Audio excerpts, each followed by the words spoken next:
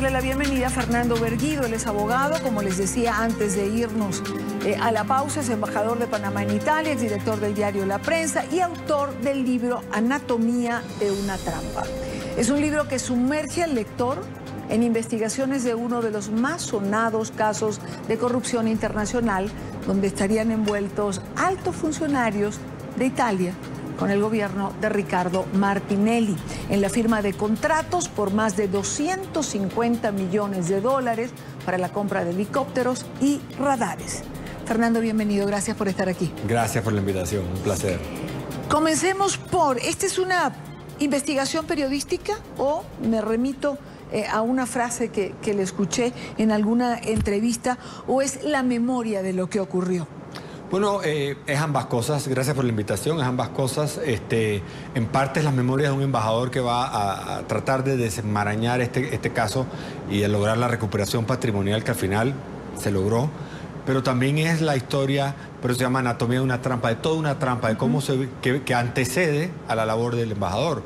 Y me toca a mí, estando en el periódico La Prensa originalmente, cuando esto se firma y empiezan los cuestionamientos y las dudas sobre por qué este contrato, por qué esta compra directa era la compra hasta ese momento, la compra directa sin licitaciones, sin acto público, más grande que había hecho la República de Panamá, 250 millones de dólares, y sin ninguna explicación. Y cuando la labor periodística empieza a cuestionar esto, empieza una reacción muy violenta de parte de las autoridades de no querer dar explicaciones. Y eso obviamente el olfato periodístico empieza a afinar que por qué se está tapando esto, y finalmente hay arrestos en Italia, hay grabaciones de conversaciones en manos de los fiscales italianos que por otras razones estaban investigando casos de corrupción en Italia, y se mezcla todo esto. Así que tiene parte de investigación, parte de memoria de un embajador que va relatando cómo fue toda esta negociación. Y claro, final... pero ¿qué comenzó primero? Es decir, ¿cómo llega usted a la embajada de Panamá en Italia? Bueno, es la primera vez que he ocupado un cargo público. Mi labor básicamente era en La Prensa, que es el periódico más importante de Panamá. Estaba haciendo las investigaciones sobre esto. Y el caso inicia cuando yo estoy en la dirección de La Prensa. Después yo me tengo que separar por una enfermedad que tuve. Y me toca estar en Italia cuando arrestan a esta figura que se llama Walter Lavitola, que era el intermediario entre Berlusconi y el presidente Martinelli. Y ahí me vuelvo a involucrar ya como exdirector. Cambia el gobierno. Este es un caso de corrupción que acompaña al gobierno del presidente Martinelli en 4 de sus 5 años en la presidencia. O sea, hay un escándalo que no se va, que se va acrecentando a pesar de todas las descalificaciones que se hacían oficiales y la versión oficial de que esto era una telenovela inventada por los periodistas, de que aquí no había nada. Cambia el gobierno. Y el nuevo presidente, el presidente Varela, que era en ese momento el líder de la oposición, me ofrece el cargo. Me dice, bueno, tú eres abogado y como periodista nadie conoce las intimidades de este caso. La República de Panamá se va a enfrentar a pedir la recuperación patrimonial de las coimas y de los equipos mal comprados.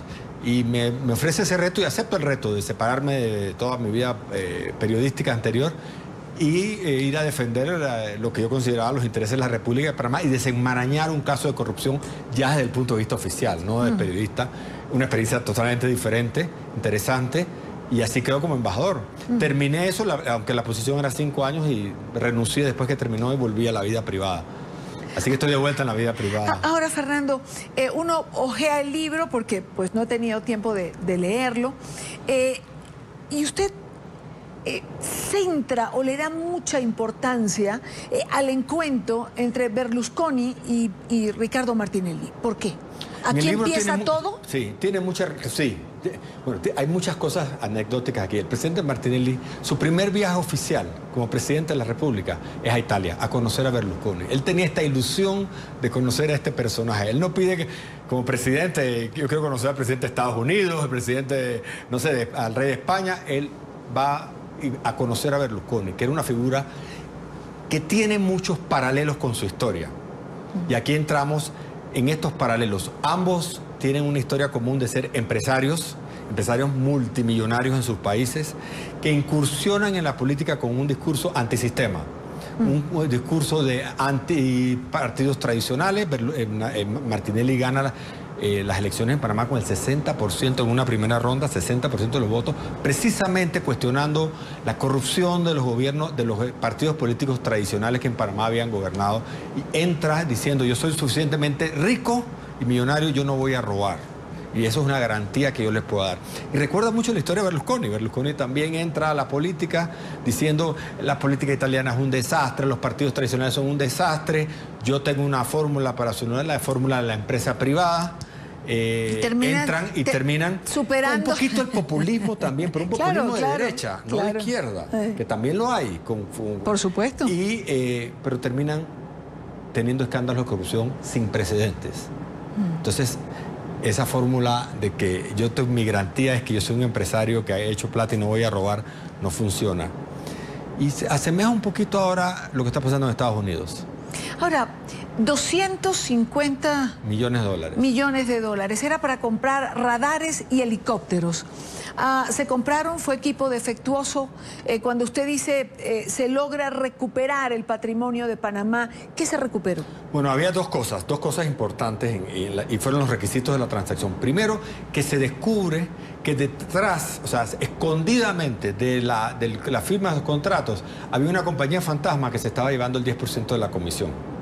O sea, se estaba pagando bajo la mesa. Esto es una compra directa, sin intermediarios, y un intermediario se estaba llevando el 10%. Y esto no lo sabía nadie, esto se descubre en las investigaciones de los fiscales.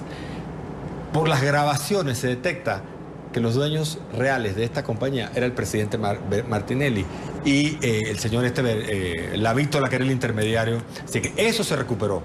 Se logró eventualmente reversar eso y que Panamá recibiera de vuelta el parte de lo que nosotros llamamos un sobreprecio. Porque el precio estaba reservado al 10%. Y lo otro es que los radares, el sistema de radares que se compró, no servía para la República de Panamá, para las necesidades de la República de Panamá. Se había comprado a la ligera un sistema de radares para supuestamente detectar las pequeñas lanchas del narcotráfico que cruzan de Colombia a Panamá con drogas para hacer los transbordos, y este sistema era incapaz de detectar. Era un sistema de tráfico marítimo, de buques, etcétera. Ese contrato le costaba a la República de Panamá 125 millones de dólares y mantener los 10 millones anuales a partir de eso. Ese contrato estaba en ejecución y el gobierno de Varela lo detiene. Dice, esto no hay razón, y logramos la anulación de ese contrato, la liberación del resto de la deuda que tenía Panamá con la empresa y la devolución de parte de lo que se había pagado. No todo, pero una parte. Así que hubo una recuperación patrimonial importante de esos 125 millones de dólares. Es un logro, eso es casi sin precedentes, que una empresa haya devuelto un sobreprecio al país. Y bueno, esto es lo que narramos en esta historia, ¿no? Exactamente, eso es lo que está narrado en el libro Anatomía de una trampa. Martinelli está en los Estados Unidos, en Florida. Está detenido y se ha pedido la extradición. ¿Debe Martinelli volver a Panamá?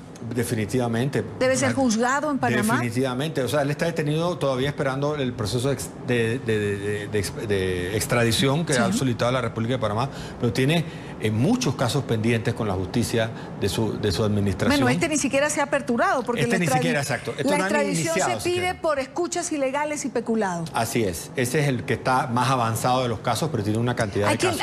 Hay quien le tiene miedo, Fernando, a que este tipo de casos regrese a nuestros países.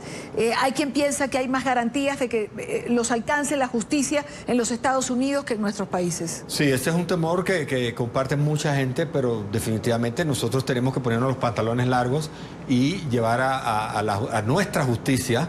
Y mira, cuando esta historia, que es una historia que se repite en América Latina, esto es un caso, como decía el presidente de Transparencia Internacional, es un case study de corrupción internacional. Parte de lo que nosotros hablamos con los fiscales italianos, ellos decían, nosotros hacemos nuestra parte de la justicia en Italia, que tiene casos abiertos y personas condenadas por esto allá, pero ustedes tienen que hacer su parte también.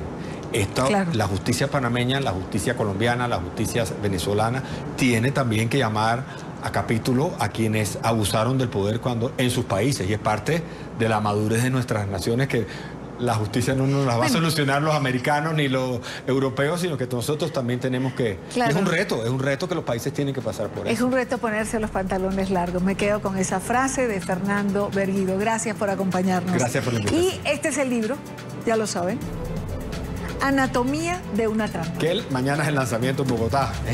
Mañana se lanza es la razón de la visita. En Bogotá, Colombia. Gracias, Fernando, por estar aquí.